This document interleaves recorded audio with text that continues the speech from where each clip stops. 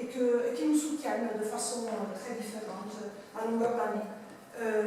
Les uns en cotisant, les autres en participant activement, offrant leur aide aussi, artisans, commerçants, producteurs locaux, hôteliers, restaurateurs. Et donc, voilà. Au cours de cette semaine, nous pourrons déguster plusieurs fois des produits locaux, comme ça a été déjà le cas aujourd'hui, au bois de la Tour. Et on continuera, parce que justement, il y a aussi cet aspect qui est un signe d'amitié pour le centre, pour notre culture, mais aussi voilà, une volonté de soutenir les activités que nous faisons. Je remercie aussi tout le bureau de présidence du centre qui est toujours à côté, prête à soutenir nos initiatives, nos travaux scientifiques et nos travaux de diffusion auprès du grand public. Et merci à votre soutien, au soutien de vous qui êtes ici, participants, professeurs, président du conseil. Notre projet est devenu une réalité. Et les disciplines que nous étudions ici au centre ont besoin d'être soutenues, parce qu'il s'agit de disciplines qui ont besoin d'être comprises pour pouvoir être transmises. Et il n'y a rien de plus important que la transmission auprès des nouvelles générations pour que ces messages et les pistes de réflexion qui offrent nos disciplines puissent vraiment rebondir sur les nouvelles générations et faire naître de nouvelles idées. Deux mots sur l'école d'été pour commencer. Vous en connaissez déjà quelque chose si vous êtes inscrit, si vous participez, etc.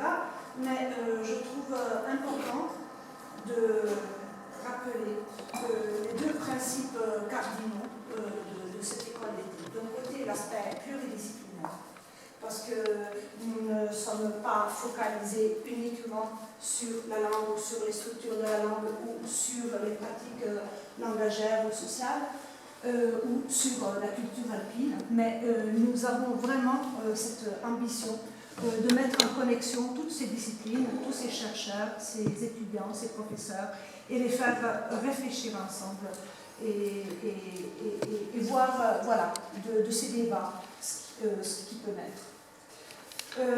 Justement, tous ensemble, parce que tous ensemble est un mot d'ordre pour nous, ici au centre. Nous croyons que l'avenir du franco-provençal n'est envisageable que si nous sommes tous ensemble. Si toutes les régions alpines concernées par le franco-provençal se réunissent et sont prêtes à travailler d'une façon coordonnée. Si plusieurs académies, si plusieurs universités, si plusieurs institutions, plusieurs administrations, plusieurs États participent à ce projet.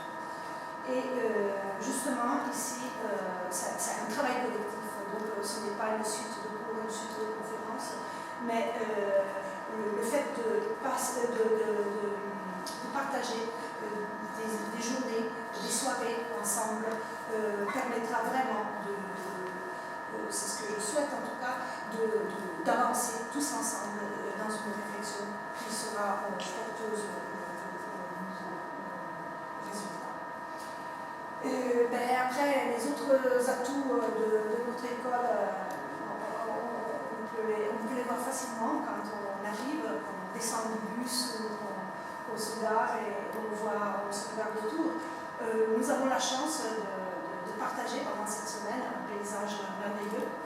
Et donc, nous ne serons pas là seulement pour faire des cours, pour être enfermés dans un lieu clos pour travailler, mais nous pourrons aussi nous offrir des moments de plaisir en travaillant à l'extérieur, en partageant ces beaux paysages qui font partie de notre culture, parce qu'ils font partie de l'environnement dans lequel la culture alpine a éclos et continue de se s'agit aussi d'une fierté pour la population locale, justement, comme je le disais avant, quand je remerciais les producteurs et tout. Parce que le fait qu'il y ait autant de personnes qui participent, qui viennent ici, qui font preuve d'intérêt pour cette culture, bon, voilà, restitue quelque chose au niveau des réflexions à la population locale, qui se rend compte que sa culture n'est pas quelque chose qu'il faut abandonner, que la langue franco-provençale a un sens, non seulement pour ceux qui la pratiquent localement, mais aussi pour des personnes très éloignées qui l'étudient et qui s'engagent pour qu'elle ait un avenir. Je parlerai encore un petit peu de ma discipline. Je suis anthropologue, donc mon introduction porte essentiellement sur l'anthropologie alpine. Non pas parce que c'est ma discipline, donc je veux la mettre en avant, mais même si je crois fermement, et c'est pour ça que je la pratique, qu'elle peut vraiment donner des clés d'interprétation pour le monde contemporain et aider les populations alpines à aller de l'avant en se construisant un avenir. Pour rendre les populations alpines aussi des acteurs de leur avenir et pas uniquement des éléments passifs comme ça a été le cas parfois. Et donc, il est très important, je crois, de mettre en avant cette anthropologie alpine qui n'a pas vraiment beaucoup de place de nos jours. Et donc, voilà, Saint-Nicolas est aussi un peu là pour soutenir les études anthropologiques de la région alpine. Parce que comment penser les Alpes, comment penser la culture alpine et les langues qui s'y parlent, n'est pas anodin. C'est-à-dire qu'il faut penser que chacun de nous a des idées très arrêtées sur un certain nombre de questions. Et souvent les conflits naissent vraiment du fait que ces idées arrêtées, chacun les voit comme la seule idée viable pour faire face à un problème ou faire face à un certain nombre de situations. En réalité, cela peut créer des conflits parce que, évidemment, si on ne connaît pas les idéologies, on dit en anthropologie, mais plus en général les représentations culturelles des uns et des autres, il est difficile d'avancer ensemble et d'assumer les positions qui peuvent être posées sur la table une fois après l'autre. D'abord, qui pense les Alpes? Pendant longtemps, les Alpes ont été pensées. Les attestations, voilà, disons les plus littéraires nous le disent, c'est-à-dire elles ont été pensées par les grands savants, les gens des villes. C'est eux qui ont pu écrire, qui ont pu s'exprimer, décider de l'avenir des populations alpines. Souvent, il y a eu l'association de la notion de sanctuaire, sanctuaire au point de vue naturel, mais aussi du point de vue social. C'est-à-dire que c'était un peu des conservatoires d'anciennes pratiques, d'anciens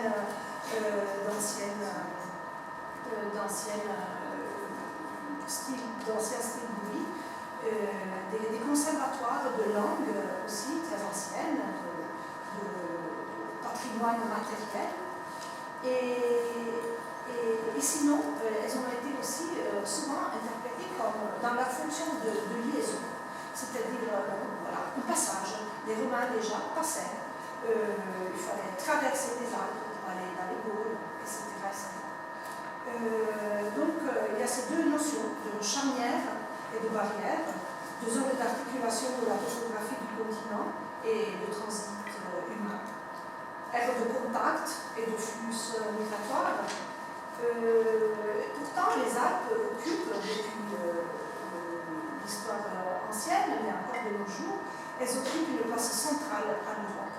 nous nous en rendons compte beaucoup de points de vue différents. Toutes les populations d'Europe, de tous les pays, font les comptes tôt ou tard avec la réalité alpine. Que ce soit parce qu'elles empruntent les grands axes de communication nord-sud, parce que pour le tourisme, ne serait-ce que pour aller à la mer, souvent il faut traverser la montagne pour de nombreux états. Donc les Alpes ont vraiment à jouer un rôle crucial dans le jour pour l'énergie, l'eau produite par l'énergie hydroélectrique. Mais voilà, donc dans tous les pays, il y a cette notion. Mais en même temps, c'est quelque chose qui est très flou et très peu pensé de nos jours. Il y a eu la convention alpine il y a quelques années. Voilà. Mais depuis, voilà, les Alpes ont un peu reculé, disons, dans les intérêts, dans les pensées de l'Europe. Et pourtant, c'est quelque chose d'imposant sur le plan physique, morphologique. Là, nous voyons toute la chaîne, tout l'arcade. C'est important sur le plan administratif. Il y a plusieurs États qui sont concernés par les Alpes, donc l'Autriche, l'Allemagne, la Slovénie, l'Italie, la Suisse et la France. Il y a aussi la question linguistique qui est très importante, parce que dans les Alpes, non seulement se rencontrent plusieurs langues, mais ces langues sont toutes coupées par des frontières administratives et politiques. Donc ça fait beaucoup de réalités, beaucoup de régions dans les régions, beaucoup de situations sociales et culturelles, et linguistiques et politiques. Au tournant du millénaire, une réflexion sur l'avenir et le devenir des Alpes s'amorce, parce que l'aménagement des Alpes est de plus en plus crucial, malgré tout. Donc on en parle dans le tourisme, dans la préservation des milieux naturels, pour des questions plus liées aux mutations climatiques, avec la reforestation massive, l'ensauvagement généralisé. Maintenant, il y a la question du loup, des frais électroniques, très souvent. La densification de l'impact humain, le long des grands axes de communication. Ça aussi, c'est intéressant, parce qu'on entend beaucoup de clichés sur les Alpes. Très souvent, on parle encore des Alpes comme d'une région qui est en passe d'être abandonnée. Il y a eu, évidemment, c'est quelque chose qui a marqué les populations, cet abandon de la montagne au profit des grandes villes. Mais des cartes très bien faites par Bernard Metz démontrent maintenant combien des zones précises des Alpes sont en pleine redensification de la démographie, parce qu'il y a du tourisme, parce qu'il y a beaucoup de phénomènes qui font que certaines zones des Alpes soient réhabitées. Et cela entraîne quoi? Entraîne une énorme quantité de catégories sociales qui habitent les Alpes. C'est-à-dire qu'il y a le montagnard, celui auquel tout le monde fait encore référence dans son imaginaire collectif, et c'est la figure la plus dangereuse, l'image la plus à interroger, parce que qui est le montagnard? Mais aussi tous les nouveaux habitants des Alpes, donc les personnes qui se sont établies pour des raisons purement liées au plaisir, au tourisme, le télétravail, l'explosion du télétravail qui a permis à beaucoup de personnes, beaucoup de télétravailleurs de s'installer dans les Alpes. Et tout cela fait beaucoup de catégories différentes, beaucoup d'intérêts différents au niveau de la population qui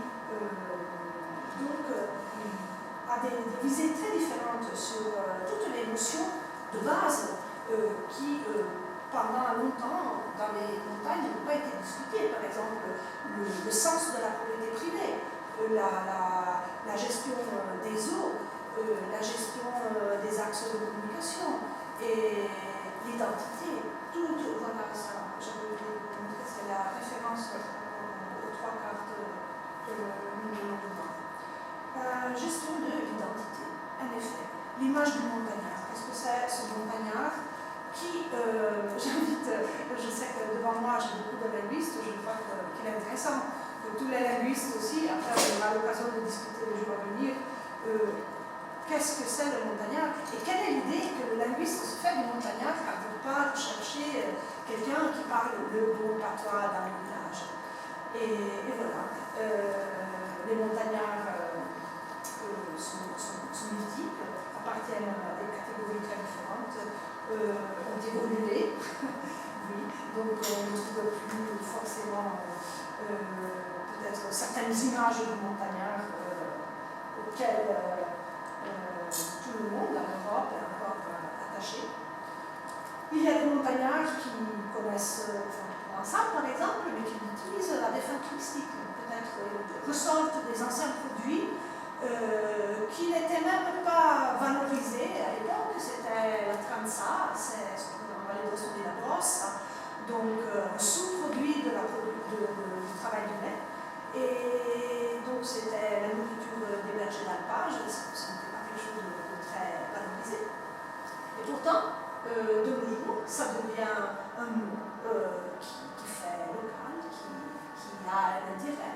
Et voilà qu'on peut l'utiliser pour indiquer voilà, un gîte à la montagne ou un endroit où on trouve des produits typiques.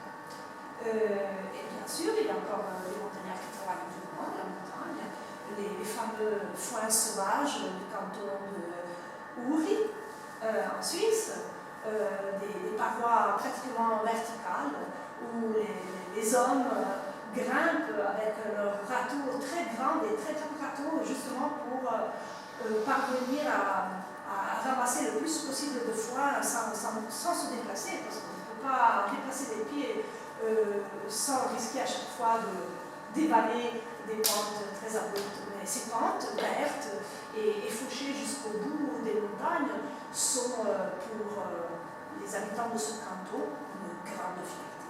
C'est vraiment l'image de carte postale de ce canton qui a un sens très fort de la patrie, Heimat, et de cette idée vraiment de la terre, des pères qu'il faut travailler. Voilà, cela est probablement l'image la plus proche de toute une série de stéréotypes sur lesquels on pourra revenir dans les jours à venir. Mais en même temps, ça existe. Il y a des personnes qui vivent encore de cette façon et qui, tous les jours, doivent cohabiter avec des nouveaux arrivés, avec des idées qui arrivent de plus loin. Et très souvent, cela crée des conflits. Non pas parce que les personnes ne savent pas vivre en paix ou communiquer raisonnablement, mais simplement parce qu'il manque un décodage des visions de la vie et des visions de la réalité de l'autre. C'est quand l'autre arrive qu'on se trouve dans une situation complexe, où il faut comprendre les propos et les visées de l'autre pour pouvoir composer et travailler ensemble. Et donc, voilà, l'anthropologie peut vraiment apporter des réponses là-dessus et aider à illustrer. Bonjour. Bonjour. On était coincés au tunnel, désolé. On attend beaucoup au tunnel. Nous sommes heureux de vous voir arriver. Et donc, voilà, pour conclure, juste un mot sur ce rôle tout nouveau que peut avoir l'anthropologie de nos jours, d'aider vraiment le décodage des différentes représentations culturelles qui se côtoient dans le milieu alpin et qui pourraient, en travaillant ensemble, produire vraiment des solutions nouvelles pour ce monde, mais qui ont besoin justement d'une forme de décryptage et qui ont besoin d'être mises à la portée des autres. Parce que, comme général, comme cela arrive partout, il y a toujours cette idée qu'on est porteur de la vérité, qu'on est porteur de la bonne idée. Et donc, seulement à travers le dialogue avec les populations et les nouvelles populations alpines qui se sont formées au cours de ces dernières années en unissant un produit de ce nouveau brassage, pourront effectivement aller de l'avant. Parce qu'il y a encore un long parcours à faire, je pense, selon les prévisions aussi de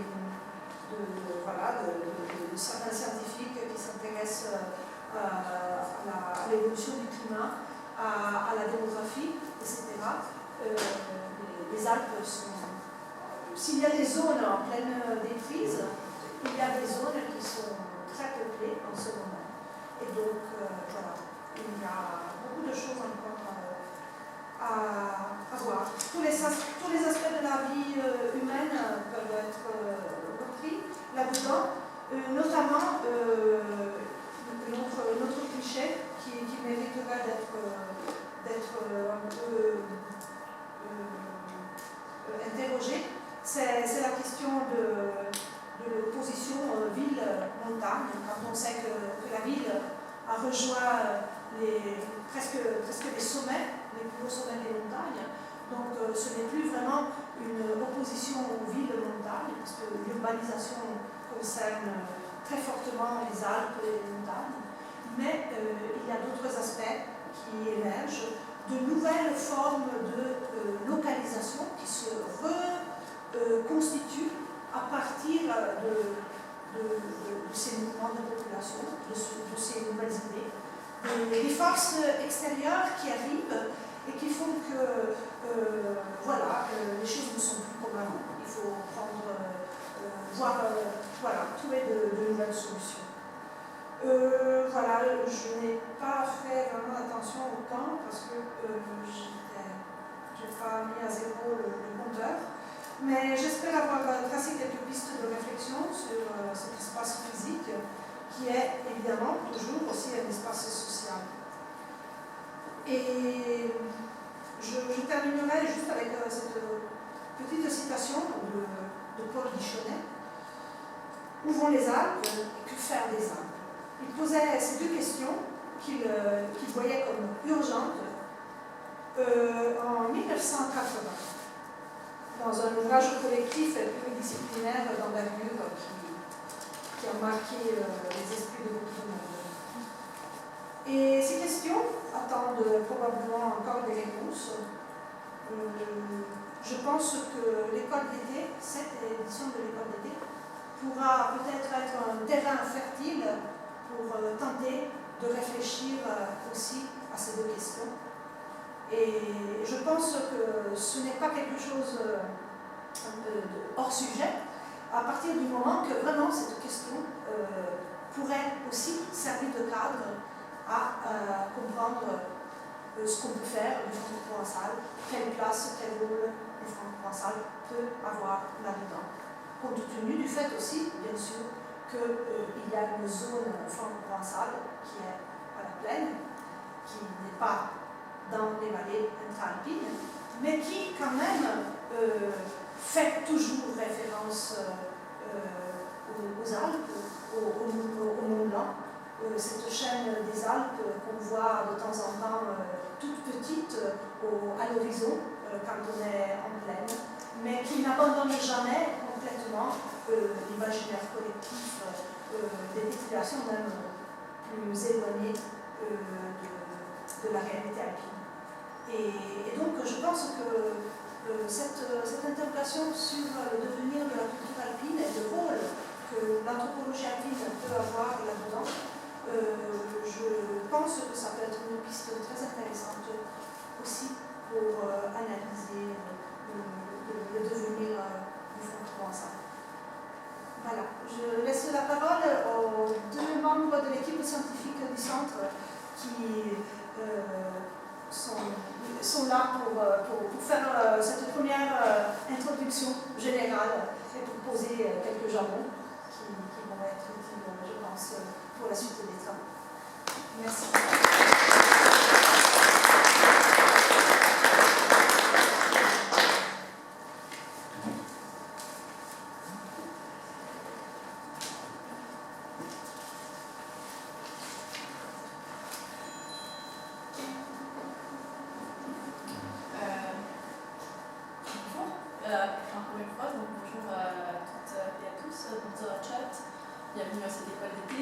Est-ce que ça va si je parle comme ça ou vous voulez que je prenne le micro?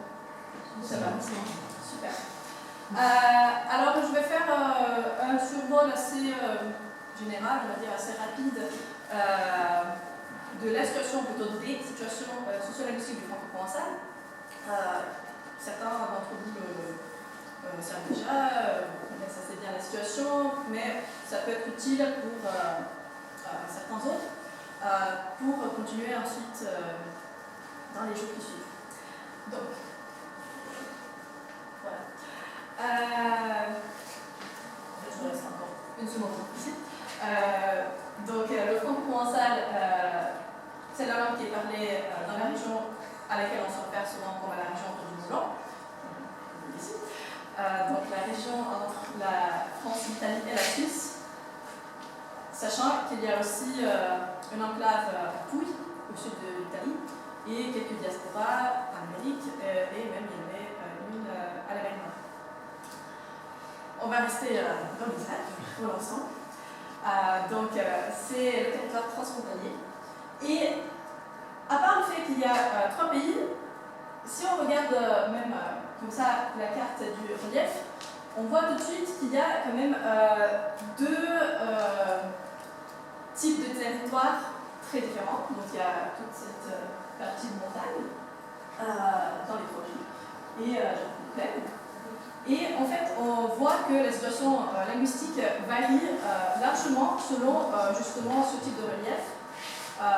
Pourquoi? Parce que dans les petites communautés de montagne, comme par exemple la communauté de Saint-Nicolas, où on se trouve aujourd'hui, on trouve d'habitude les réseaux sociaux denses, c'est-à-dire que les membres de la communauté ont souvent des liens assez forts entre eux et aussi des liens qui vont dans plusieurs sens à la fois. Donc les mêmes personnes peuvent avoir été dans la même classe à l'école, puis maintenant elles peuvent être bénévoles dans la même association ou au conseil communal, chanter au chœur, faire partie d'une équipe sportive, etc.